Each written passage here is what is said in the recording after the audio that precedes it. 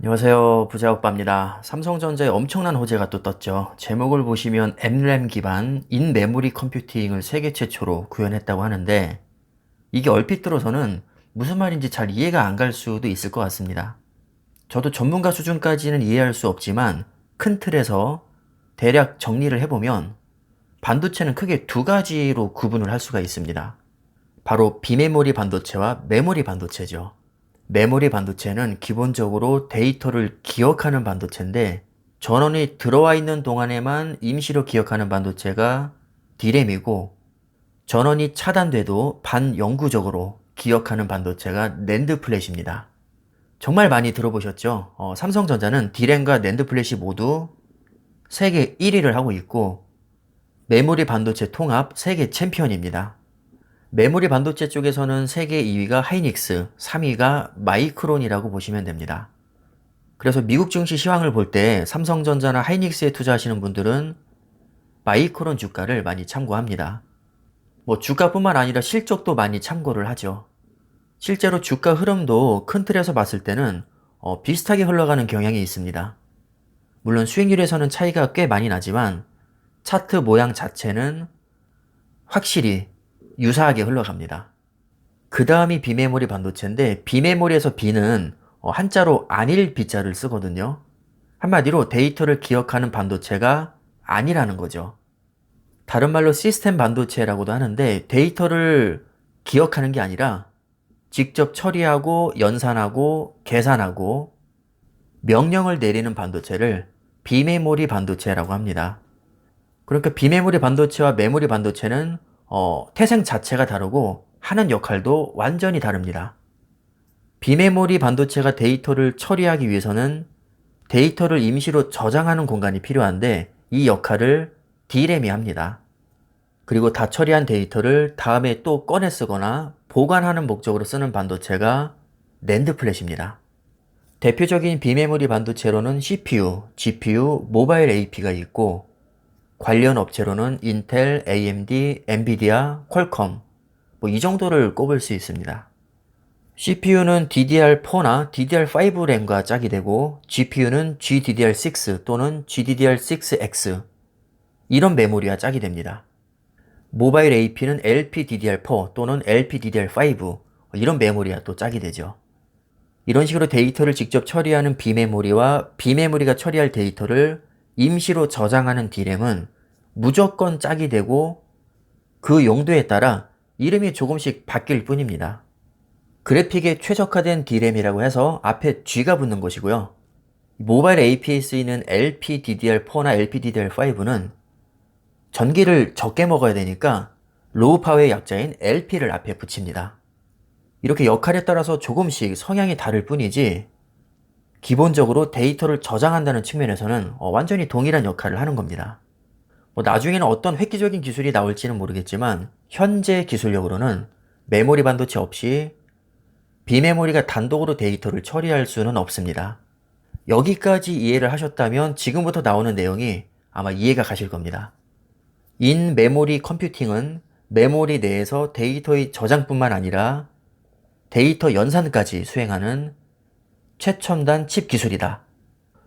이건 진짜 말이 안 되는 거거든요. 메모리 반도체는 기본 개념 자체가 오로지 데이터를 기억하는 역할만 하는 건데 이번에 새로 개발한 기술은 데이터 연산까지 메모리 반도체가 그냥 해버리는 겁니다. 즉 비메모리 역할도 함께 수행을 하는 거죠. 그럼 비메모리가 필요 없는 거 아니냐? 그렇진 않습니다. 비메모리는 비메모리대로 빡세게 연산을 하고 비메모리 처리 속도를 높여주기 위해서 옆에서 보조 역할을 하는 거죠.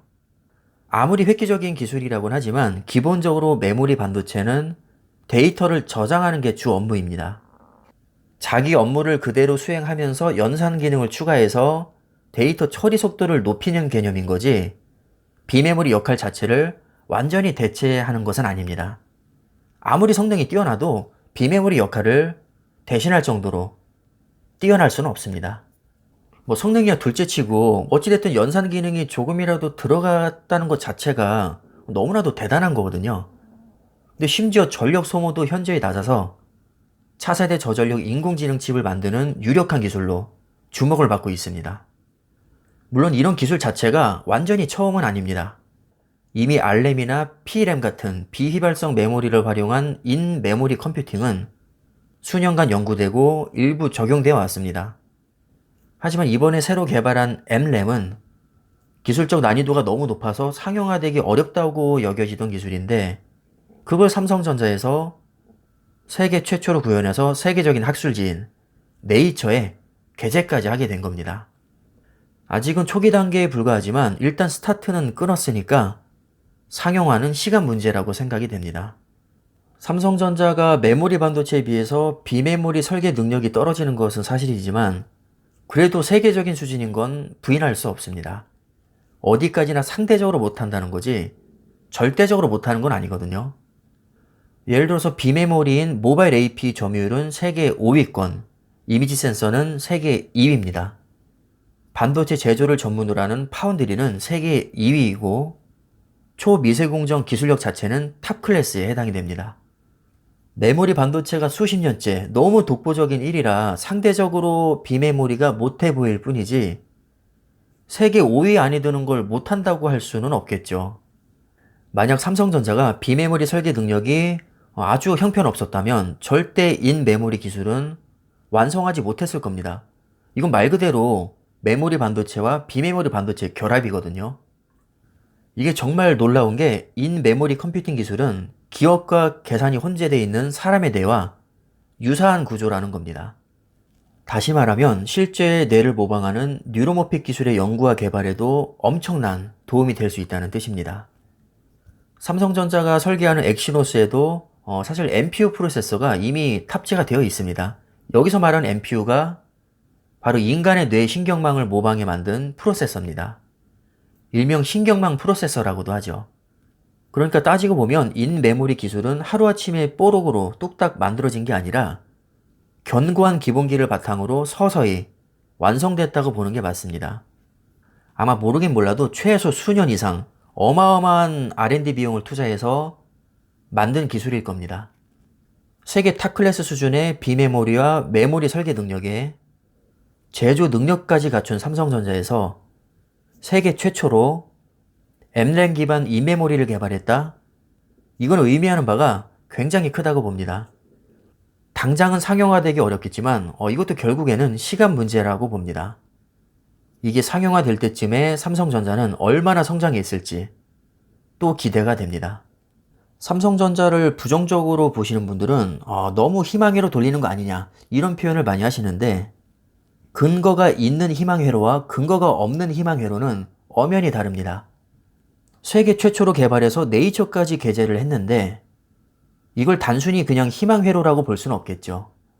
자신감에도 두 종류가 있잖아요. 근거 있는 자신감, 근거 없는 자신감. 자신감을 갖더라도 근거 있는 자신감을 가지는 게 저는 맞다고 보고요. 희망회로를 돌리더라도 근거 있는 희망회로를 돌리는 게 맞다고 봅니다. 근거 있는 희망회로를 돌리는 게 잘못됐다고 볼 수는 없겠죠. 기대할 만한 가치가 충분히 있고 또 기대를 할 수밖에 없게 만듭니다. 왜냐하면 계속해서 실력으로 증명을 해주니까요. 그래서 제가 가끔 이런 표현을 하잖아요. 물리더라도 개잡주에 물리지 말고 삼성전자 같은 종목에 물려라. 왜냐하면 같이 물리더라도 조금이라도 더 희망이 있는 종목에 물리는 게 낫지 않을까요? 개잡주가 반토막 나면 손절을 해야 되겠지만 삼성전자가 반토막 나면 손절이 아니라 줍줍 기회라고 생각될 수 있습니다. 이렇게 하루하루 호재가 쏟아져 나올 때마다 존버할 수 있는 명분이 생기는 것 같습니다. 이런 게 없으면 버티기가 힘들겠죠. 물론 호재가 많다고 해서 무조건 주가가 급등한다는 법은 없지만 확률적으로 아무래도 호재가 많고 실적이 좋을수록 주가도 오를 가능성이 높은 것만큼은 분명한 사실입니다. 어차피 우리는 확률에 투자를 하는 거니까 이왕 투자할 거라면 우상향할 가능성이 높고 폭락장을 얻어봤더라도 다시 전고점을 뚫을 가능성이 높은 종목에 투자하는 게 저는 맞다고 봅니다. 그 종목 중에 하나가 삼성전자라고 저는 확신을 하고요. 어디까지나 판단은 본인 몫입니다. 여러분들 스스로 결정하시는 데 있어서 오늘 내용이 조금이라도 참고가 되시길 바라겠습니다. 그럼 이번 영상은 이쯤에서 마무리하겠습니다. 감사합니다.